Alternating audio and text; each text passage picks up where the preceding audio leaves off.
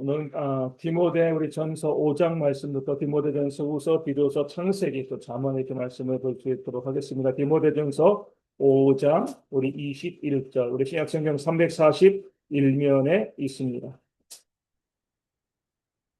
디모데전서 5장 21절 341면 신약성경 제가 말씀 읽어드리겠습니다. 하나님과 그리스도 예수와 택하심을 받은 천사들 앞에서 내가 엄히 명하노니 너는 편견이 없이 이것들을 지켜 아무 일도 불공평하게 하지 말며. 아멘. 바울이 디모데에게 엄하게 명령한 거죠. 뭐라고요? 편견 없이 불공평하지 말고 그렇게 교회와 성도를 섬기라 이렇게 말씀하고 권면하고 있습니다. 쉬울까요, 어려울까요? 어렵죠. 편견이 없이 또 불공평하지 않아요. 왜냐하면 내가 편견이 없이 불공평하게 하지 않게 그렇게 해도요, 상대방이 편견이라고 불공평이라고 생각하는 경우들이 많이 있기 때문에 그렇습니다. 이게 서로 맞아떨어져야 되는데 그렇지 않은 경우들이 많이 있는 거죠. 우리 어떤 일들을 이제 다루다 보면 나름대로 어디에도 치우치지 않고 나는 그냥 객관적으로 이 문제를 바라보고 문제에 대해서 이야기를 하면 그 이야기를 잘 받아들이는 사람은 좋아하고요. 또 그 이야기를 잘 받아들이지 않는 사람은 뭔가 불공평하다 이렇게 생각을 하게 되어집니다. 우리가 편견 없이 불공평하게 하기 정말 어렵기 때문에 많은 사람들이 어떻게 많이 하냐면 다른 사람들의 낯을 보아주는 거죠. 다른 사람들이 듣기 좋은 소리. 뭐 어차피 뭐 내가 편견 없이 불공평하지 않게 해도 어차피 오해받는 거 좋은 게 좋은 거니까 좋은 소리를 해야지. 그러다 보면 우리가 잘못된 길로 갈 때가 참 많이 있는 거죠. 끊임없이 우리가 항상 바라볼 때에 혹시 내가 치우치지 아니하는가? 내가 편견이 있지 아니하는가? 내가 불공평하지 아니하는가? 바라보면서 객관적으로 모든 문제를 다룰 수 있는 그런 모습 우리 가운데 있어야 할 줄로 믿습니다. 물론 그러다 보면 이 가까운 사람들에게 상처를 줄 때가 많이 있죠. 편견 없이 이야기하니까 불공평하지 않게 이야기하니까 내 편 들어줄 줄 알았는데 나를 좀 지지해 줄 줄 알았는데 나보고 아니라고 이야기하니까 좀 속상할 수 있지만 그게 맞습니다. 옳은 것을 옳다라고 이야기하고 잘못된 것을 잘못됐다라고 이야기하는 것이 믿는 성도들의 삶이라는 것 우리가 기억하시고요. 항상 완전히 객관적일 수 없지만 편견을 완전히 지울 수는 없지만 완전히 공평할 수는 없지만 최선을 다해서 우리가 정당하게 이야기하고 또 가장 중요한 건 이거죠. 누구에게도 그 모든 이야기들이 공개되어도 부끄럽지 않는 그런 이야기를 할 수 있도록 애쓰는 지혜들이 우리 가운데 있어야 할 줄로 믿습니다. 우리 디모데전서 6장 5절 말씀입니다. 디모데전서 6장 5절 말씀 보면 이 말씀을 읽어드립니다. 마음이 불쾌하여지고 진리를 잃어버려 경건을 이익의 방도로 생각하는 자들의 다툼이 일어나느니라. 아멘. 왜 다툼이 발생하는가? 왜 싸움이 발생하는가? 우리 교회 가운데 경건을 이익의 방법, 이익의 방법으로 생각하는 사람들이 있기 때문에 그렇습니다. 경건한 그 모습을 어떻게 우리가 이익의 방법으로 생각할 수 있을까요? 교회 가운데서? 우리 장사하는 것도 아니고. 교회 가운데서 우리가 그 경건한 모습을 우리의 이익의 방도로 생각하는 것은 무엇이냐면 그 경건한 모습을 보여주고요. 다른 사람들에게 내가 인정받으려고 한다는 겁니다. 바리새인들이 그랬잖아요. 종을 치고 크게 소리를 높여가지고요. 또 구제하고요. 기도했습니다. 경건의 모습을 보여주는 거거든요. 근데 그들이 노린 것은요. 정말 어려운 이들을 도와주고 기도하는 것이 아니라 하나님께 내 이 삶의 모습을 드리는 것이 아니라 사람들에게 뭐예요? 인정받기 위해. 교회 가운데 성실하고 수고하고 또 이 기도하고 또 이런 삶을요. 사람들에게 인정받기 위해서 하시는 분들이 있습니다. 경건을 이익의 방편, 방법으로 사용해 나가는 거죠. 뭐 우리 교회는 뭐 그런 게 뭐 별로 없지만 좀 규모가 있는 교회는요. 열심히 헌신하고 수고하고 봉사하고 하는 모든 것들이 뭐예요? 내가 장로 되기 위해서, 내가 권사 되기 위해서, 내가 뭐 안수집사 되기 위해서, 내가 어떤 자리를 차지하기 위해서, 정말 하나님을 향해서 뜨거운 마음으로 예배하고 기도하는 그런 모습이 있다라고 하면 옳은 소리 하는 일 왼손에 모르게 해야 되는데 교회 뭔가 하고에 자기 이름을 내고 내가 이런 사람이다라고 하면서 많은 사람들의 지지를 받으려고 하는 그런 모습들. 뭐 대표적으로 우리 이 정치인들이 선거 때에 또 서민들 찾아가는 것과 다를 바가 없는 거죠. 정말 그 서민들을 생각해서 찾아가는 것이 아니라 그렇게 해서 표를 좀 얻어내기 위한 그런 선한 일을 자신의 이익의 방편으로 사용하는 그런 모습들이 있다는 거죠. 그럴 때 어때요? 다툼이 생기는 거예요. 진실되지 않은 마음으로 헌신하고 진실이 없는 마음으로 자기 욕심을 가지고요 경건한 모양을 내니까 다른 사람이 알거든요. 그로 인해서 다툼과 싸움이 발생하게 되어지는 겁니다. 그리고 주님께서 말씀하신 것처럼 우리는 오른손이 하는 일, 왼손이 하는 일. 그러니까 철저하게 내 자신의 선행을 감추고요. 내 경건도 감출 필요가 있습니다. 그런 모습을 가지고 하나님께 내 마음의 진심을 보여드릴 수 있는 그런 모습이 우리 가운데 있어야지 또 교회 가운데 다툼과 싸움이 없이요. 서로 함께 헌신하는 그런 삶의 모습들이 나타나게 되어지는 겁니다. 6장 10절 말씀 보겠습니다. 6장 10절에 보면 돈을 사랑함이 일만하게 뿌리가 되나니 이것을 탐내는 자들은 미혹을 받아 믿음에서 떠나 많은 근심으로써 자기를 찔렀도다. 아멘. 그러니까 돈 자체가 문제가 있는 게 아니잖아요. 돈을 사랑하는 것이 문제가 되어지는 거죠. 그러니까 돈을 사랑하게 되어지면 근심이 생기고요. 그로 인해서 뭐예요? 자기를 찔렀다. 그러니까 자기를 찌른다는 게 뭐예요? 자기를 찌른다. 스트레스를 받는 겁니다. 그렇죠? 근심이 생기면 계속 스트레스에 짓눌리는 그런 삶을 살아가게 되어지는 거죠. 돈을 사랑하는 것, 돈이 인생의 목적이 되어지는 재미있지 않고요. 중요한 통계가 있습니다. 2014년, 12년 전입니다. 2014년에 20대잖아요. 20대 암 환자가 3,621명이었대요. 우리나라에. 그럼 4년 지나가지고 2018년에 20대 암 환자가 몇 명이 됐을까요? 14년에는 한 3,600명 정도.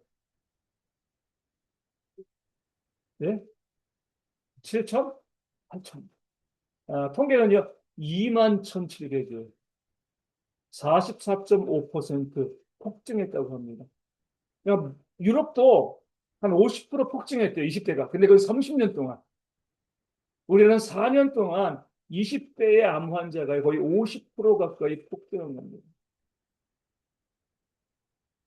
세 가지 요인을 이야기해. 하나는 뭐예요? 패스트푸드. 너무 기름진 음식들. 음식에 대한 부분들이 크고요. 또 두 번째, 스트레스죠. 남과 경쟁하는. 또 세 번째는 뭐 거기에 연결되어 있지만 수면 부족이. 이 세 가지가 사람의 몸을 완전히 무너뜨리고 그러니까 이 암에 대해서 이렇게 이야기합니다. 그 사람이 오랫동안 살아오면서 이 신체 기능들이 이 균형을 잃으니까 결국 노년에 50대, 60대 되어지면서 나타나는 게 암인데 20대에 그런 암이 많이 나타나는 것은 그만큼 그 스트레스를 많이 받고 억눌리는 그런 삶을 많이 살아가기 때문에 그런 거죠. 그래서 우리가 돈을 사랑함이 우리를 근심케 하고 자기를 찌른다는 거예요. 그렇죠? 이 땅 가운데서 내가 정말 더 성공하고 더 많은 것을 누리고 더 잘 살아가는 것, 뭐 그런 방향을 잡는 건 뭐 잘못된 거라고 보진 않은데 거기에 완전히 내몰려가지고요. 그것만 바라보고 살아가다 보면 어느 정도 성과를 얻을 수 있지만 결국 그것이 자기를 찌르는 자기의 몸을 무너뜨리는 그런 일들이 되어지는 겁니다. 그러니까 성경은 우리 가운데 돈을 사랑하지 마. 돈은 사랑의 대상이 아니죠. 무슨 대상이에요? 예전에 제가 이제 부목사를 때 섬기는 목사님이 그 말씀 다시 했어요. 돈은 사랑의 대상이 아니고 사용의 대상입니다. 누가 사랑의 대상이에요? 사람이 사랑의 대상이 되었습니다. 사람, 그러니까 우리가 이거 사람을 사랑해야 되는데 사람을 사용해 먹고 돈은 사용해야 되는 돈을 사랑하고 이러니까요 세상이 어지러워지는 겁니다. 돈은 잘 사용하는 거죠. 열심히 벌어야 돼요. 왜 벌어야 돼요? 잘 사용하기. 지금부터 여러분들이 돈을 잘 사용해야 됩니다. 나중에 내가 돈을 벌면 잘 사용해야지. 이건 안 돼요. 내가 없을 때부터 내가 잘 사용해야지. 나중에 내가 많이 벌어서 더 잘 사용할 수 있는 것이지. 나중에라고 이해하면 평생 그 돈을요, 모으기만 하지 남에게 나눠줄 수가 없게 되어지는 거죠. 그래, 6장 17절에 19절에 보면 돈의 사용처가 나옵니다. 아, 내가 이 시대에서 부한자들을 명하여 마음을 높이지 말고 정함이 없는 재물에 소망을 두지 말고 오직 우리에게 모든 것을 후히 주사 누리게 하시는 하나님께 두며 선을 행하고 선한 사업을 많이 하고 나누어 주기를 좋아하며 너그러운 자가 되게 하라. 이것이 장래의 자기를 위하여 좋은 터를 쌓아 참된 생명을 취하는 것입니다. 아멘. 돈을 사랑하지 말고요. 뭐라고요? 18절에 선을 행하라. 그러니까 선한 사업을 많이 하라는 거죠. 그냥 뭐 돈 버는 사업이 아니라 이 다른 사람들을 도와주고 또 섬길 수 있는 그런 선한 사업들, 교회가 엄청 전도나 선교나 이런 구제, 이런 사업들이 되어지는 거죠. 이런 사업들을 많이 해나가고요. 그리고 뭐예요? 나누어 주기를 좋아합니다. 재미있는 것은요, 중요한 것은 나누어 주기를 좋아하라는 거예요. 나누어 주되 우리 보면 워낙 나누어 주는 사람들이 없다 보니까 나누는 것 자체 뭐 좋아하지 않더라도 나누어 주면 뭐 내가 표를 얻기 위해서 생식 내기 위해서라도 아니, 나누어 주면 그게 어디야? 이렇게 많은 사람들이 이야기하는데 뭐 세상에서는 유용할 수 있지만 하나님께서 우리 가운데 원하시는 모습은 뭐예요? 나누어 주는 것을 좋아하라. 기뻐라. 내가 남에게 무엇을 나누어 줄 때 거기 기쁨이 있어야 됩니다. 이게 바로 하나님께서 우리 가운데 물질을 주신 이유가 되어지거든요. 나누는데 어때요? 자꾸 아까워하잖아요. 그렇죠? 그래서 하나님이 말씀하셨으니까 안 나눌 수는 없는 거고 나눠야 되는데 마음에 자꾸 아까운 마음이 드는 거예요. 이건 하나님께서 원하시는 모습이 아니에요. 나누어 줄 때 정말 기쁨으로 내가 나누어 줄 수 있는 이 사실에 대한 기쁨을 가지고 내 주변 이웃들에게 콩 한 쪽이라도 반으로 나눠서 함께 나눠 먹을 수 있는 그런 모습이 우리 가운데 있을 때 이것이 바로 믿는 자들의 모습이 되어지고요. 그럴 때 뭐예요? 장래의 자기를 위하여 좋은 터를 쌓게 되어진다. 그러니까 구원받은 자들의 특징이 되어지는 거죠. 선한 사업을 많이 만들어내고 그리고 나눠주기를 좋아하며 하나님 나라의 그 터를 쌓는 그런 모습이 있게 되어짐을 말씀하고 있습니다. 우리 모두가 우리 청년들 우리 다른 분들은 이제 돈을 더 벌 기력이 없거든요. 이제는 우리 청년들이 이제 앞으로 열심히 이 땅을 살아가면서 열심히 정직하게 일하고요. 많은 재물을 벌 때 두 가지 선한 사업을 자꾸 만들어내시고 나누어 주는 건 좋아요. 그렇기 때문에 우리 주님께서 무엇이라고 말씀하시는 거죠? 주는 것이 받는 것보다 주는 자에게 하나님께서 주시는 복이 우리 가운데 있습니다. 받는 것도 복되겠지만 우리가 무엇인가 내 주변 사람들에게 나누어 주는 것이 우리 가운데 복되다. 그 사실을 알고요. 정말 나눔의 삶에 대한 기쁨을 누리는 그런 우리 모두가 되기를 소망합니다. 디모데후서 3장 5절 말씀 보겠습니다. 디모데후서 3장 5절. 우리 잘 알고 있는 말씀인데요. 경건의 모양은 있으나 경건의 능력은 부인하니 이 같은 자들에게서 내가 돌아서라. 아멘. 경건의 모양은 뭘까요? 어? 경건해 보이는 모양, 그렇죠? 뭐 예배하고, 기도하고, 봉사하고, 헌신하고, 잘못된 거 아니에요, 그렇죠? 그럼 경건의 모양이 있으면 또 뭐가 있어야 돼요? 경건의 능력도 있어야 돼요. 이게 함께 있는 게 제일 좋은 겁니다. 경건의 능력이 있는 사람이야 경건의 모양이 없을 수는 없어요. 경건의 모양은 있지만 경건의 능력이 없는 사람들이 있습니다. 경건의 모양이 봉사하고 헌신하고 예배하고 기도하고 하는 그런 모습이라고 하면 경건의 능력은 뭐죠? 경건의 능력이 뭐예요? 사랑하는 겁니다. 사랑하고 섬기는. 우리 교회를 보면 우리가 좀 잘할 수 있습니다. 헌신하고 수고하고 봉사하고 예배하고 기도하는데 그 다음에 뭐 하는 거예요? 위하고 다투고 싸우잖아요. 그렇죠? 경건의 모양은 있지만 경건의 능력이 없는 겁니다. 내가 그렇게 헌신하고 수고하고 기도하고 예배했으면 기도하고 나면 어때요? 기도하기 전에 막 부글부글 끓어올라가지고 뭐 미운 마음이 가득 찼다가도 기도하고 나면 아 내가 품어줘야지 용서해야지 이런 마음이 들면 맞는 거죠. 예배하기 전에는 불편한 마음으로 왔다가 뭐 집에서 부부싸움하고 왔다가 예배하고 나면 어때요? 아 그래도 섬기고 사랑이에요. 경건의 모양이 경건의 능력으로 연결되어질 때, 아니 경건의 능력에서 경건의 모양이 나오는 거죠. 그랬을 때 이것이 바로 하나님께서 원하시는 성도의 모습이 되어지는 겁니다. 그러니까 많은 분들이 모양은 잘 내시는 거예요. 모양은 잘 내는데 그 능력은 잘 내지 못하는 거죠. 그렇기 때문에 많은 곳에서 다툼과 싸움이 발생하게 되어지는 겁니다. 우리가 성경에서 계속 우리 가운데 말씀해주고 있는 것, 예수님께서 계명을 하나님 사랑과 이웃 사랑, 사랑으로 증명하신 거죠. 요약하시고 난 다음에 우리가 사랑이 있어야지 뭐예요? 구원받은 자이다. 그것이 주님께서 우리한테 말씀하시는 그런 구원의 증거거든요. 다른 것으로 내가 목사니까요. 내가 뭐 교헌금을 얼마 했으니까요. 내가 그 이렇게 봉사했으니까 내가 구원받을 수 있겠지. 이것이 아니라 내가 얼마나 많이 사랑하고 섬겼는가. 이것으로 우리가 우리의 구원을 증명해 내는 그런 지혜들이 있기를 소망합니다. 우리 디도서, 그 다음에 디도서 1장 9절 말씀 보겠습니다. 디도서 1장 9절 말씀. 그 말씀 읽어드리겠습니다. 예쁜 말씀의 가르침을 그대로 지켜야 하리니 이는 등이 바른 교훈으로 권면하고 거슬러 말하는 자들을 책망하게 하려 함이라. 아멘. 누가 교회의 리더인가? 믿은 말씀을 그대로 지키는 자, 순종하는 자. 다른 것으로 어떤 리더십을 이야기하는 것이 아니라 믿은 말씀으로 하나님의 그 믿은 말씀, 신실하신 말씀을요. 그대로 지키는 자, 말씀대로 살아가려고 애쓰고 노력하는 자들이 그 교회를 이끌어가는 자가 되어야 하는 겁니다.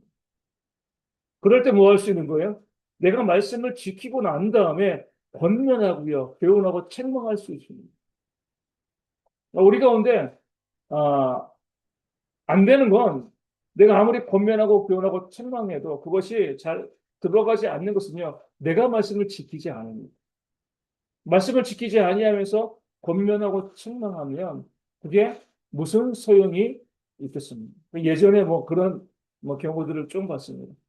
애기 엄마가 애기를 데리고 가다가 뭐 급하니까 그러겠지만 무단횡단을 막 한 거예요. 손잡고. 나중에 그 엄마가 그 아이에게 너 신호 잘 지켜야 돼. 그럼 그 교훈이 들어가겠습니까? 아니, 엄마도 그때 나 데리고 이제 막 무단횡단했는데 뭐 신호등을 이해하기에 이렇게 되어지는 거죠.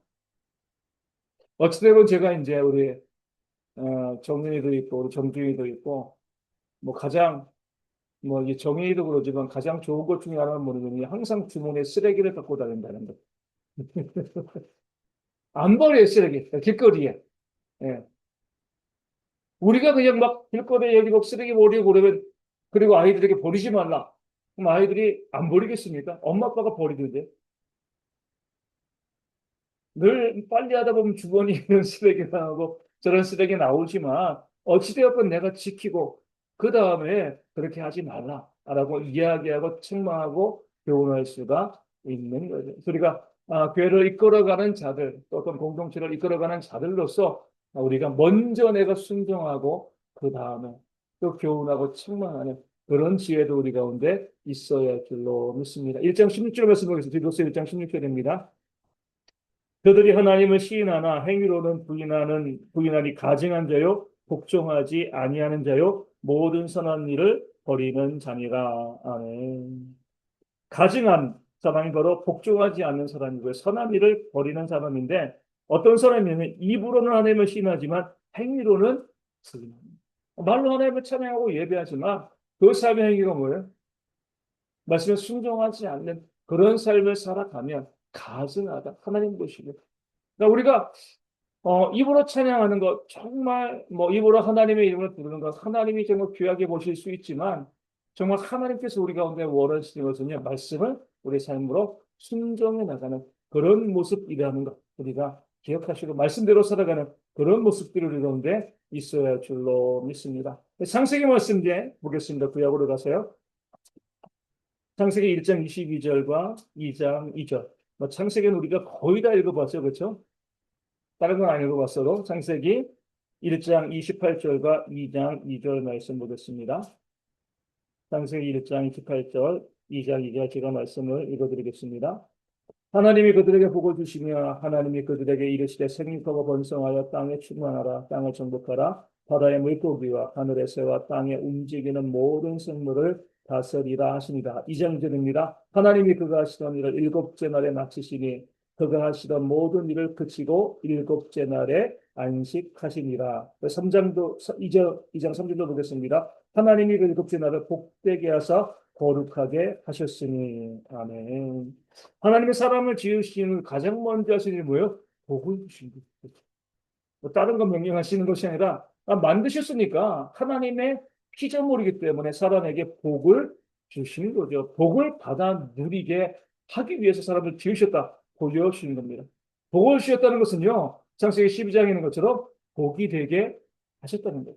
이 복이 되었다는 것은 나로 인하여서 다른 사람이 복받는 그런 삶을 살아가게 만드셨다는 겁니다. 이게 복을 주신 거예요.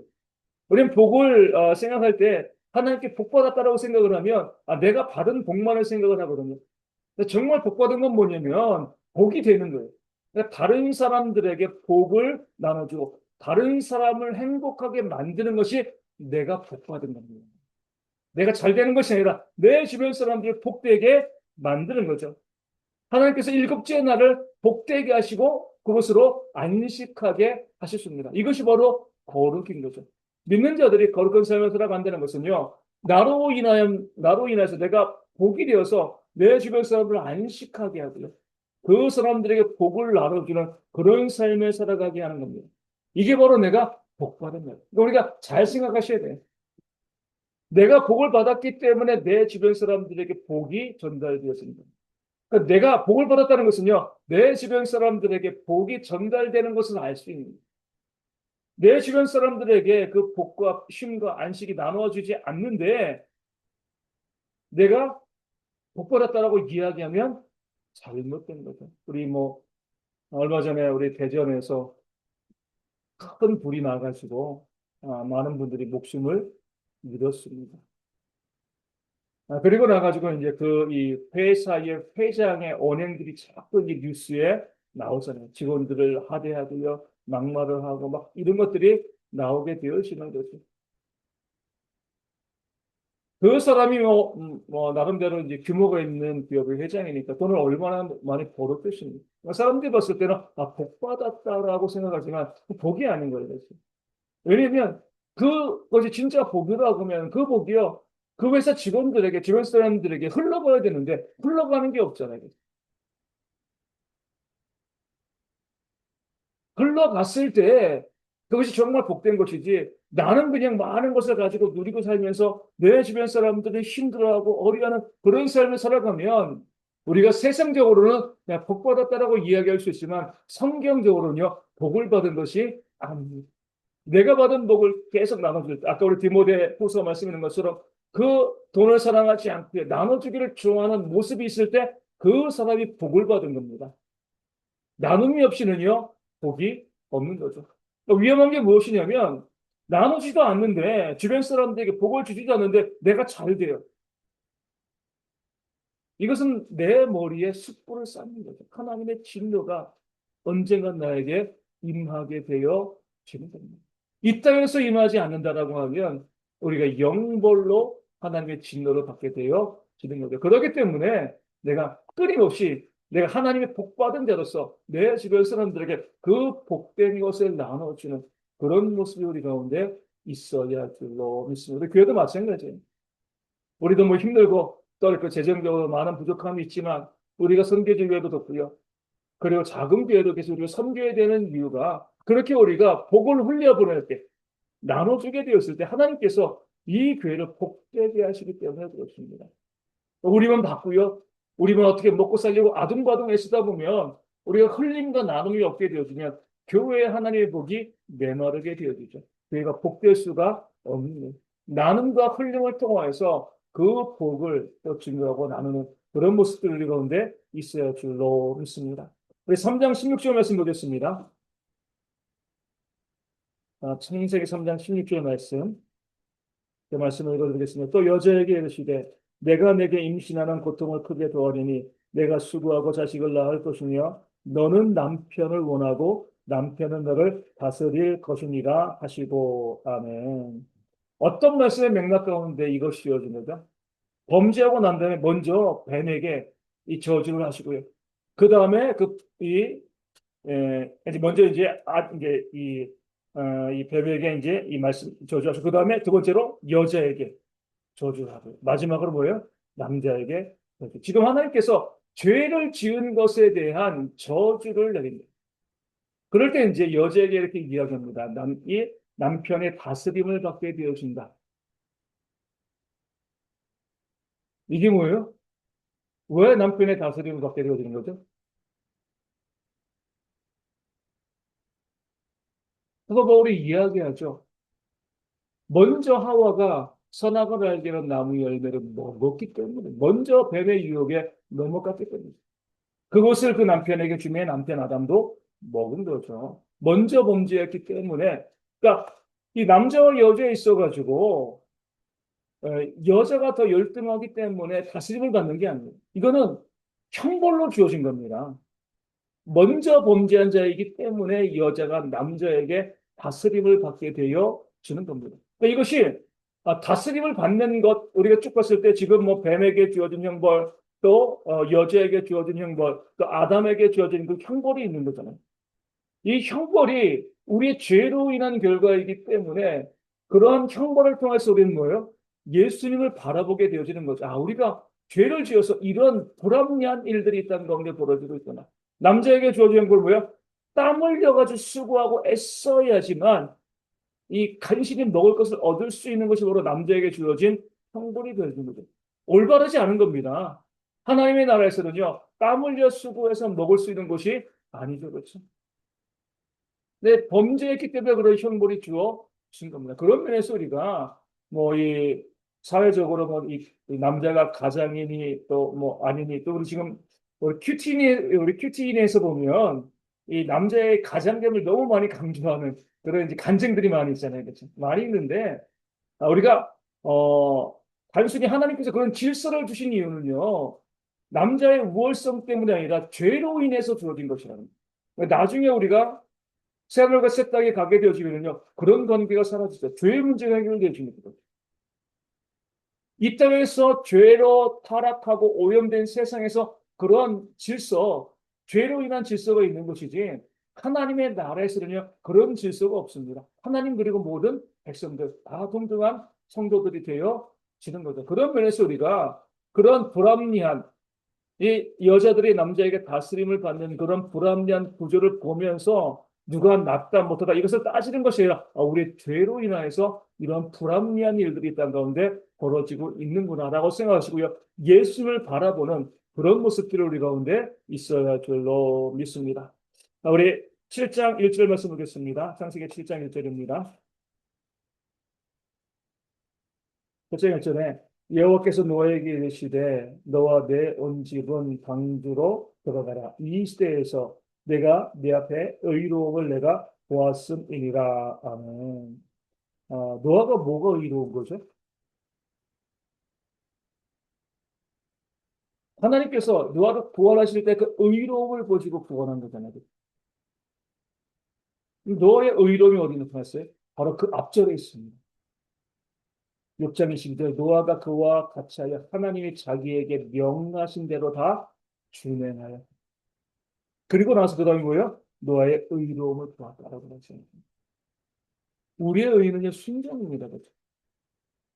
그렇기 때문에 마태복음 5장에서도 나더러 주여 주여 하는 자마다 다 하나님의 나라에 들어갈 것이 아니다. 그럼 누가요? 하늘에 계신 내 아버지의 뜻대로 행하는 자. 그게 의롭다는 거예요. 우리의 순종이 왜 중요하냐면 그 순종 때문에 사랑도 하는 거잖아요. 그렇죠? 그 순종의 열매가 말씀에 대한 순종의 열매가 사랑입니다. 순종이 우리의 의로움을 보증해 주는 거예요. 내가 의로운 자이다.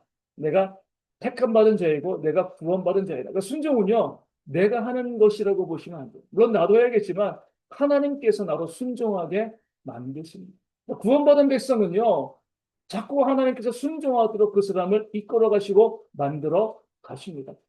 그렇기 때문에 그 순종을 통해서 내가 이 순종이라는 공덕을 쌓았어라고 이야기하는 것이 아니라 하나님께서 내 안에 계시면서 나도 모르게 말씀에 순종하도록 만드신다. 그것을 우리가 내가 구원받았고 성령께서 내 안에 계시다. 이 사실을 알게 되어 주는 겁니다. 우리 창세기 또 9장 22절 말씀 보겠습니다. 9장 22절. 가나안의 아버지 함이 그의 아버지의 하체를 보고 밖으로 나가서 그의 두 형제에게 알림해. 아멘. 얼마 전에 끔찍한 일이 있었잖아요. 그렇죠? 하나님의 심판으로 노아의 가정 빼고는 다 죽임을 당했습니다. 노아의 방주에 탄 그 이 호흡하는 짐승들 위에는 다 죽임을 당했어요. 하나님의 무서움이, 하나님의 두려움이 얼마나 크게 임했겠습니까? 하나님이 마음 먹으시면 온 인류를 다 직면하시는데 우리쯤이야 이런 생각이 들 텐데, 시험이 끝나고 나고 심판이 끝나고 나니까 어때요? 또 술 먹고 취해가지고 그런 부끄러운 모습을 보이는 거죠. 이것이 바로 사람이라는 거예요. 죄성이 있는 사람은요, 예수님의 십자가의 보혈로 구원받기 이전에, 우리의 영생을 누리기 전에는요, 끊임없이 죄를 범할 수밖에 없는 것이 그런 사람의 모습이라는 거예요.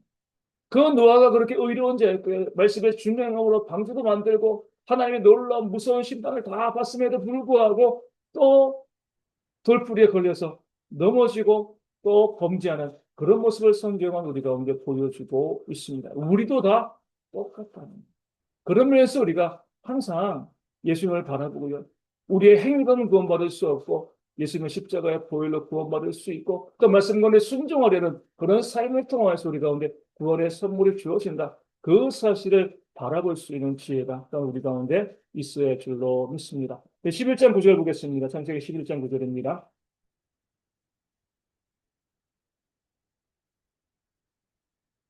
그러므로 그 이름을 바벨이라 하니 이는 여호와께서 거기서 온 땅의 언어를 혼잡하게 하셨음이니라. 여호와께서 거기서 그들을 온 지면에 흩으셨더라. 아멘. 하늘에 높이 올라가려고 이 바벨탑을 쌓는 그런 사람들의 언어를 혼잡하게 하시고요. 그래서 어때요? 그들 지면에 흩으신 거죠. 공사 중단입니다. 이번에 말씀을 읽으면서 이것이 하나님의 은혜겠구나 생각합니다. 멈추게 하시는 것, 중단되게 하시는 것, 여기에도 하나님의 은혜가 있겠다 싶은 거죠. 만약에 중단하지 않았으면요, 계속 그 바벨탑을 쌓게 놔두시고, 그러면 어떤 일이 벌어졌을까요? 무너졌겠죠, 그렇죠? 그 안에 있는 사람들이 다 한꺼번에 몰살을 당했어요. 너무 비참한 일들이 벌어졌을 건데, 하나님께서 그 바벨탑을 쌓는 것, 언어를 통해서 중간에 중단시키고, 결국에는 그 바벨탑을 쌓는 것이 중단되어지면 뭐예요? 그것으로 인하여서 그들이 살 수 있었습니다. 그 모든 것들이 중단되어지는 것. 우리가 어떠한 일들이 쭉 계속 진행 잘 되어지고요. 열매를 맺으면 너무나 좋은데, 때려 보면 중간에 중단될 때가 있잖아요. 왜 그렇게 하셨을까? 보면 그것이 우리 가운데 은혜가 되어질 수 있습니다. 잘 진행돼서 끝까지 가는 것만이 아니라, 때로 우리가 잘못된 것을 계획하고, 그러니까 나는 이 잘못된 것인지 모르니까 그 일을 하는 거잖아요. 내 나름대로는 이것이 옳다라고 생각하고 계속 가는데 그것을 중단시키는 그런 하나님, 중단시키실 때 거기에도 하나님의 은혜가 있다는 거예요. 우리가 일들이 잘 안 될 때, 잘 꼬일 때, 무너질 때, 왜 이럴까? 하나님께서 왜 이렇게 하실까? 이렇게만 바라보는 것이 아니라 왜 이 일 가운데 나를 중단케 하지? 결국 나를 살리시기 위한 그런 하나님의 은혜가 이 가운데도 있다라는 고백이 우리 가운데 있어야 할 줄로 믿습니다. 오늘 잠언까지 보겠습니다. 잠언 25장 22절. 잠언 25장 22절 말씀입니다.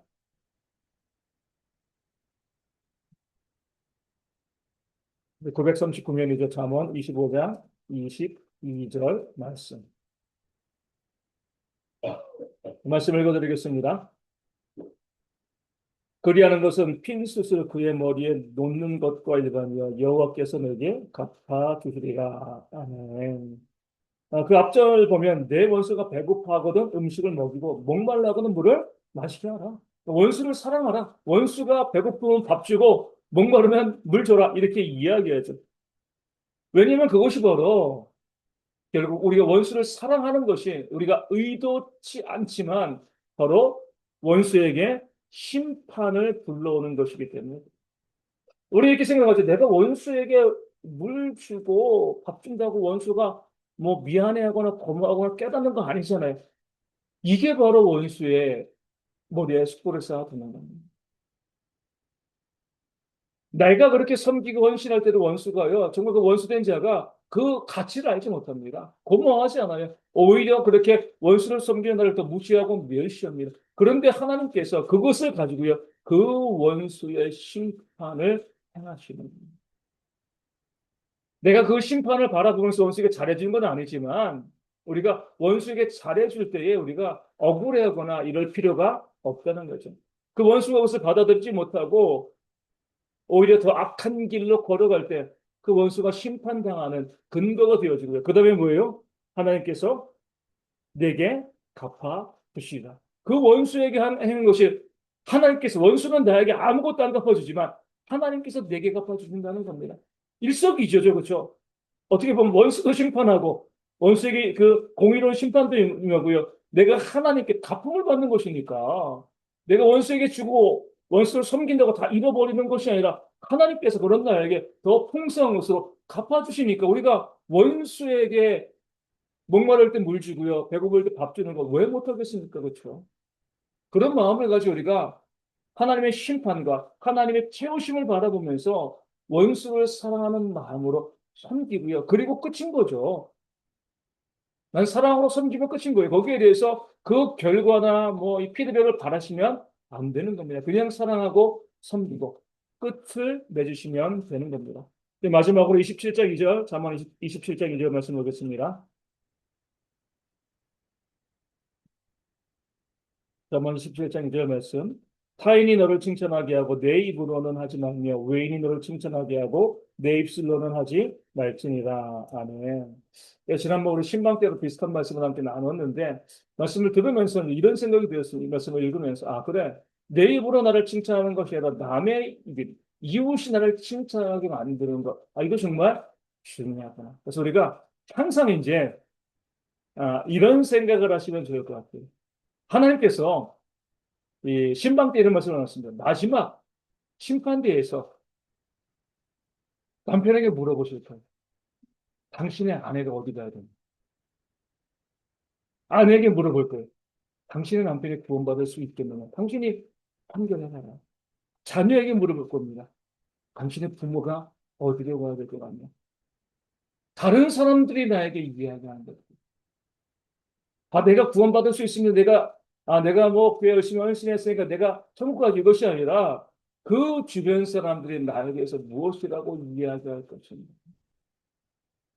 하나님께서 그 주변의 말로 나를 심판하신다는 거예요. 뭐 다른 사람들은 몰라도 어때요? 남편과 아내는 너무나 서로를 잘 알잖아요. 그러니까 서로 이런 이 고백이 있어야 돼요. 아 그래 세상 다 망해도 내 남편은 구원받을 수 있을 거야. 저 사람은 정말 믿음이 좋아. 그것을 하나님께서 들으신다는 거예요. 근데 저 사람이 정말 구원받은 사람일까? 내가 그런 마음을 품게 되어지면 하나님이 그 마음을 보신다는 거거든요. 그러니까 내 옆에 있는 사람에게 정말 잘해줄 수 있어야 하는 겁니다. 오늘도 이제 어떤 이제 영상을 봤는데, 어떤 이제 이 애기 엄마가, 우리 이제 뭐, 육아가 힘들잖아요. 그렇죠? 애기 엄마가 이제 이 아침에 남편의 새벽에 출근을 하고, 뭐 자기가 가서 밥 먹고 이제 나가고, 아침에 일어나서 이제 아기 먼저 먹여야죠. 이제 자식이 먼저니까. 그래가지고 막 아기 막 이것저것 뒤치다꺼리 막 다 하고 뭐 하고 밥 먹이고 너무 지쳐가지고 나도 밥을 먹어야 되는데 난 뭘 먹지? 먹을 걸 막 찾아보니까 자기 밥이 다 돼 있는 거예요. 남편이 새벽에 일찍이 나가면 자기 밥 차려 먹고 자기 아내 밥, 간식, 애기 먹을 것까지 다 준비해 놓고 출근을 한 거죠. 그런 아내의 입장에서 그 남편을 뭐라고 보겠습니까? 저 남편은 천국 가라. 내 남편은 정말 천국 가야지. 이런 마음을 갖지 않겠습니까? 그러니까 우리가 내 가장 가까운 사람들에게 내가 어떠한 평가를 받는가? 하나님께서 그 평가를 마지막 심판의 자리에서 우리 가운데 참조하신다는 것. 그렇기 때문에 말씀하는 것처럼 외인으로 너를 칭찬하게 하라. 그런 삶을 살아감을 통해서 마지막 심판을 이기는 그런 지혜가 우리 모든 성도 가운데 있기를 소망합니다. 말씀 여기까지 보고 찬송가 304장 함께 찬송하도록 하겠습니다.